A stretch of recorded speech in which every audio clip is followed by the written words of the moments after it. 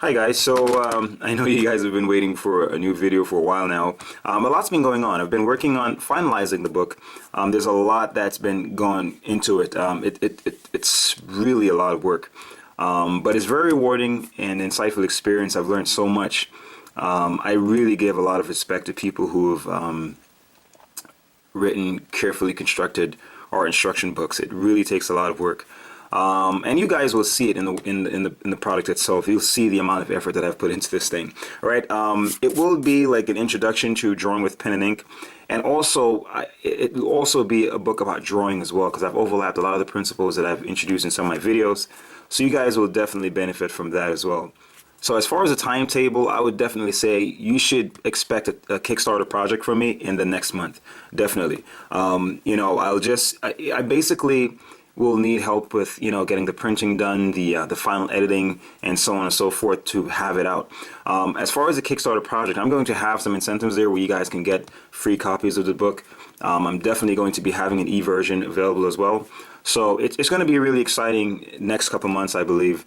And for all the help that I've gotten from you guys in terms of just the support, it's kept me going. And this is the way I think of, like, I guess mutually helping each other, because I think it's a very good product. I put a lot into it. And also for all of you that have been asking, like, Alfonso, how can we support what you do? We appreciate what you do for us. This will be a way of just saying, Alfonso, thank you, and I'm going to support what you do. So I'm really looking forward to that. All right. I really appreciate it. The experience has been wonderful. I love being able to share what I know and what I learned with you guys, and try to do it in a way that I would have liked it to be taught to me. And that's pretty much the philosophy behind my way of teaching. It's like I want people to understand how to think about what you do, and when the thinking process in drawing, and not just being able to just capture something that you look at. All right. And of course, as I said, pen and ink is a very unique drawing media because it teaches you so much about drawing, especially about perception, how to observe, and how to define and capture form, and it's just a very unique medium, I think, and I think you guys will benefit a lot from this book. Also, I have a Strathmore had asked me to do like a little 2-video online workshop. I think that's going to be live in maybe the next 2 weeks. So I'll post a video below, a link below that you can, sign up for that. I think you have to like register for it, and then you'll be able to access the 2 videos. They're basically on pen and ink drawing and creating texture and so on. So some of the concepts that I've covered, I pretty much repackaged it in a really simple way. I think that's pretty digestible for everybody, and also there's a instructional sheet that I provided that gives some exercises that you guys can practice. So I'll put the link below. You can click on that and check it out. Hopefully you guys can find some useful stuff from that. All right. In this video, I'm going to give you guys some tips on how to create details when working with watercolor and pen and ink. Now, when it comes to details, there are 3 things that I usually keep in mind when approaching details with pen and ink and watercolor. And the fact is, I think it's important to work in layers. Now, what do I mean by that? Well, with watercolor, it's important to apply color gradually. So what I would generally do is I'd work in layers, in terms of applying color. So I'd go lightest first and then deepen my color with each layer. So it's important to not go too deep too early. Now, secondly, I work in layers in terms of detail. So I wouldn't necessarily start hammering out details too early. I would start really general, start with simple general shapes, and then gradually make the image get more and more defined or complex. All right. And secondly, I work in layers in terms of just going from simple shapes, or in terms of size, like going from big to small. So I try to not rush into getting the minute details too early, and try to stay simple and broad and general in the beginning and gradually refine that. So I'm going to do like something spherical, because I like doing simple shapes, so you guys can see, how do you approach or apply the concept that I'm introducing to you in a simple way. And I think it's something you should always try to practice. Whenever you have a concept or a skill or a technique that you want to learn or implement for the first time, try it on a simple shape. So whether it be a cylinder or a spherical shape or a block, whatever it is, try it on something simple, because more than likely, whatever subject you're going to be confronted with, whether it's a portrait or an animal or still life or a landscape, whatever it is, I'm sure you can apply the concepts as you applied it on a simple shape to whatever that subject is. I'm going to make this like a little spherical shape, all right? And we're essentially going to make this, maybe you could make it like a bud, like a budding flower or something like that, all right? So it's basically like, imagine like a globe with lines of longitude. It's kind of similar to that. So it's like, let's say there's like an opening at the top. Now, something to point out. Now, you can work in whichever order you choose. Meaning, I usually, depending on, especially when it comes to stuff with details, I like sketching it out in pencil, okay? So I can at least have a guideline, you know, to follow, right? Because with details, you want to get things right. So you can go from pencil to ink to color, or you can go from pencil, color, then ink, or you may just skip pencil altogether and just go pen and color, or you can just skip pencil altogether and go color and then ink. All right, so you can experiment whichever order you choose, and you know, see which one you like doing best. All right, so it's really up to you. As I said, generally my way is pencil and then ink and then color, or sometimes I go pencil then color then ink, and sometimes I go pencil then ink then color and then ink again to like reinforce the detail. So, you know, play around with it. I don't think there's necessarily any right or wrong way to do it, okay? Also, with the brushes, when it comes to details, sometimes you may find it necessary to use a point that is really small, all right? But if you have a good brush, I think you can even use a brush like this and get good details. Because if you notice, you know, the point is really good with this. It's a sable brush. So you can use this for the general work and then go in with the details and so on. I usually, especially for a drawing this small, like using a brush, this is a 4, is pretty good. You know, I think for me this suffices. This is pretty cool because I can do some general shapes with this and still hammer out details, and this may not be large enough for the larger work. So instead of like switching brushes and stuff, you might just want to stick with a small one or a middle one, or even this, as I said. You know, it really depends on how you use it. All right. So, and this is a Pigma Micron. You know, I'm sure you guys see now, I'm pretty fond of these pens. They're really reliable. And this is a 03, which is equivalent to a 0.35 millimeter tip. All right. So let's get started. So what I have here is like a little, let's say this is a bud, like a flower bud or something. So this could be like a little part of the stem, and it goes like that. All right.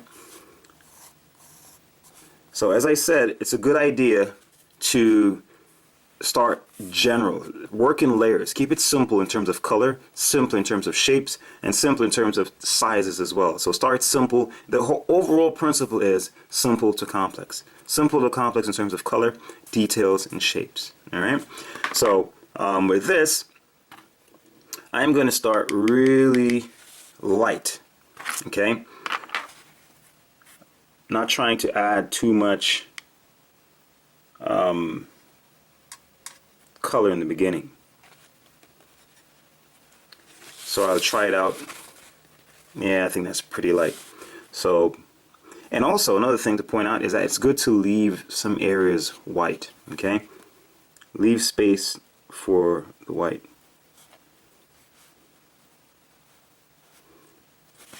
Dipping in water.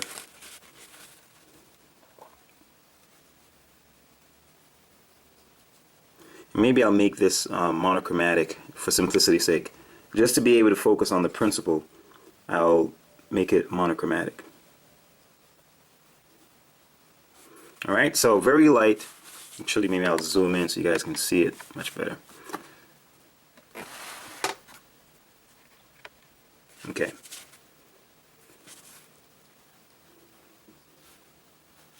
So essentially, I'm going to have, let's so you can get an idea of what I'm doing here. The light source is coming from the top. So here it's going to be fading to shadow underneath here. Here will be the deepest area. Here will be lightest. And in here, it's almost like it's folding over just like this, like my hand, my fingers. And in here, in the cavity of my hand, will be dark, just like that. See this dark area? All right. So in here will be really deep, a really deep value, and light, and then it deepens down here. All right. So it's pretty much like this. Really dark and deeper down here. It gets lighter as we go towards the top. So the detail is going to be where I'm making the marks on top afterwards, but I'm focusing right now on the basic value pattern, dark to light and really deep value in this area where no light's reaching there. Okay. All right, so now I've laid down that first layer. I think it's pretty dry and I can go over it, and that's also important. Remember to keep adding layers after the prior layer has been dried, because otherwise it will, mix, and you don't want that. Okay, so I'm going to go in now with a deeper green. I'm going to keep it monochromatic for the most part. I may add in a deeper value just to make this area be really deep, but for now I'm not worried about that. Test the colors a little bit. See, I think that's too deep, so I'm gonna get some water. That's pretty good.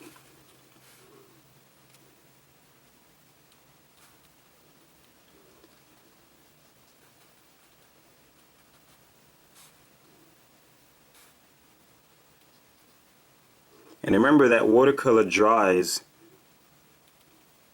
lighter than when it's applied. So if it's already light, it will be even lighter when it's dry. So that's 2 layers I've put down already. And I haven't done any inking. Sometimes you can ink before to guide the color as well, but sometimes, you can ink afterwards. So maybe in the next example, I'll ink before and then water and add the color and then ink afterwards. But for now, we're just doing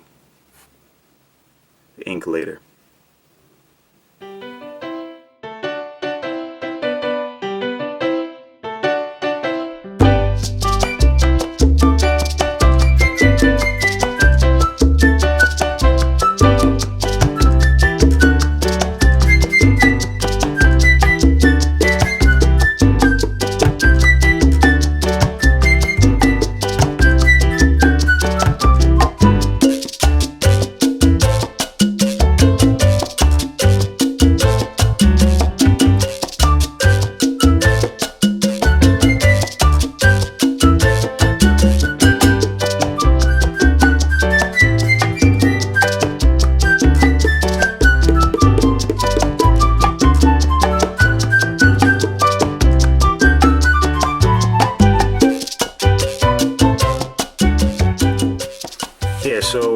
That gives you an idea, I hope, that you can see that you start light and you start gradual. The thing is with watercolor, you really have to let it work. Give it its time and give it its space to work. You start very light and layer your progress. Layer in terms of color, layer in terms of size and detail. Okay, don't get too detailed too fast. Because say, for example, I had put in these lines prior to laying in the base color, then these would actually dissolve in the color above, or they may not show as vibrant. All right, so let's do this one.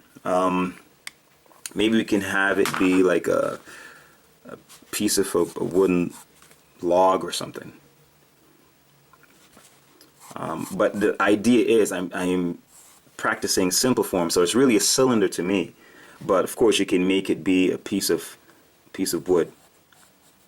See, so in essence, this is the shape I am working with. All right, like that. But it may look like a piece of log or a piece of wood or a tree trunk or something like that. And I'm going to add the ink together afterwards.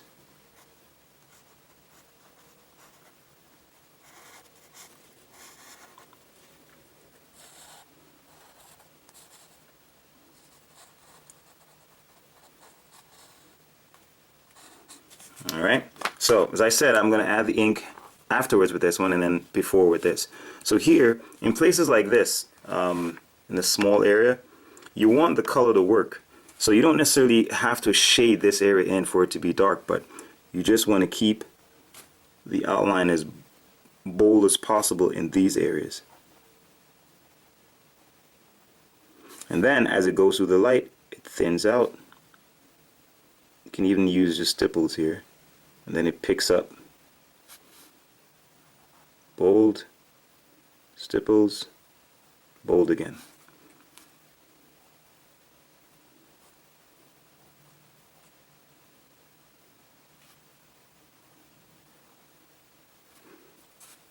And as I said also in a prior tutorial, it's good to keep the forms open when it comes to pen and ink. So in these places, I'm not using any full line. I'm keeping the forms open.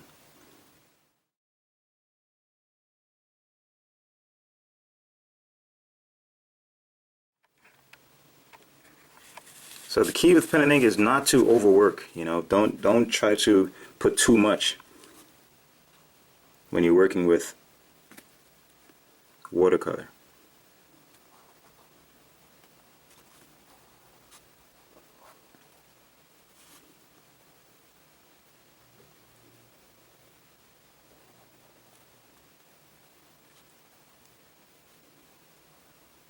Now, when it comes to this approach, it's important to have ink or draw with pens that contains ink that's waterproof. Because if not, the ink will run when you add the color afterwards. And even with inks that are waterproof, you still have to make sure you give them time to dry.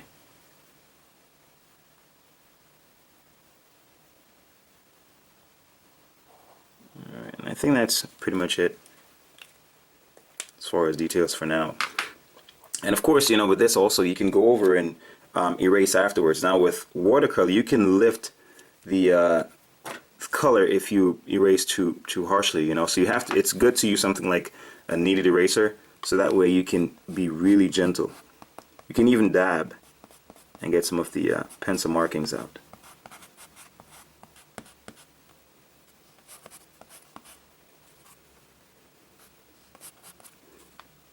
Alright, so with this one, let's use another color.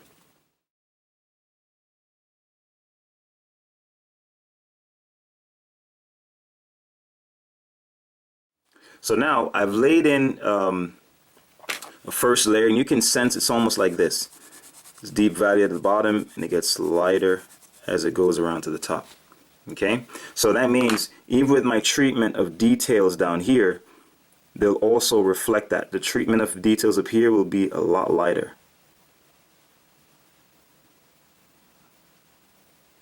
Compared to details in the shadow areas. Alright.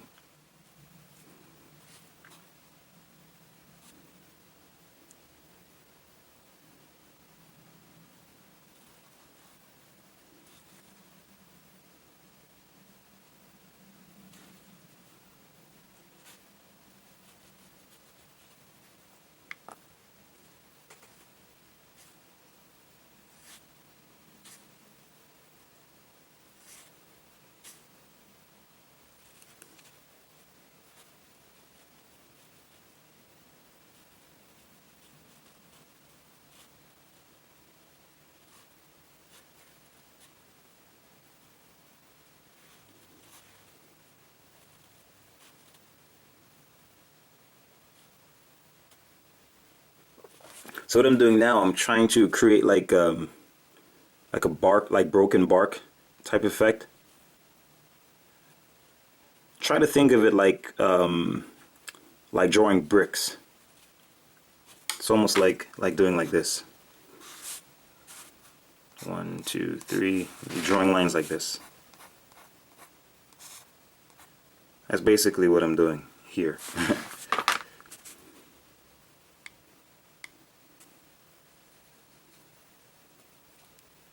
And as I said, as you go in these areas, when you're treating details in areas of light, you have to make it the lines lighter to see. So in other words, I'm saying you can't see that much because of the light. Here it's less light, but you can see it more boldly. Okay. You see details best where light and shadow meet. So like right here, details would be strongest.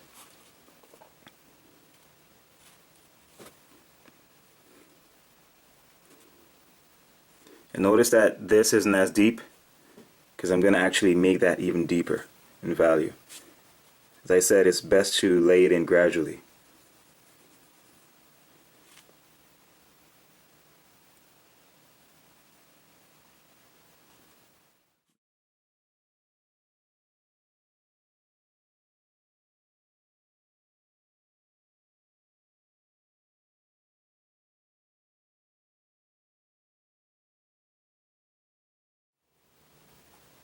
See, in these areas I'll use mostly stipples. That's it. See, so, the key is not to overwork things, keep it as simple as possible. Keep it.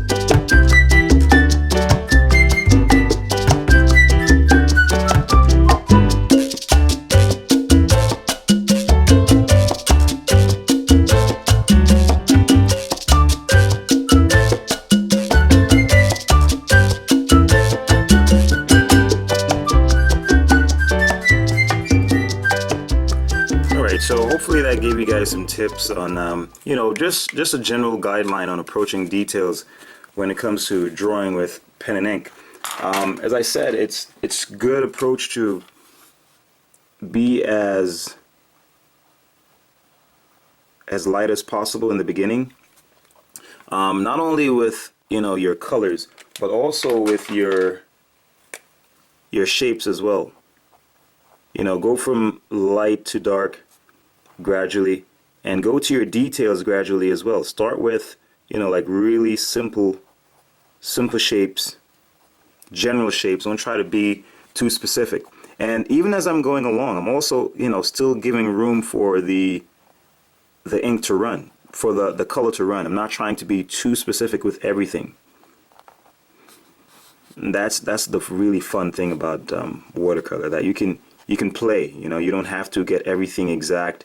You can still leave some room for things to kind of like just define themselves, because you have to appreciate the power of suggestion when it comes to pen and ink. Not everything has to be said literally, right? Some things are better left implied, and it makes the work more engaging or more interactive for the viewer, because there are certain things that their brain just naturally fills in. It's the same thing like when you're watching a movie. You don't want to be told everything, okay? You want to figure things out. It makes it more engaging and more stimulating. All right, so hopefully you guys got some tips from this that you can apply to your own work.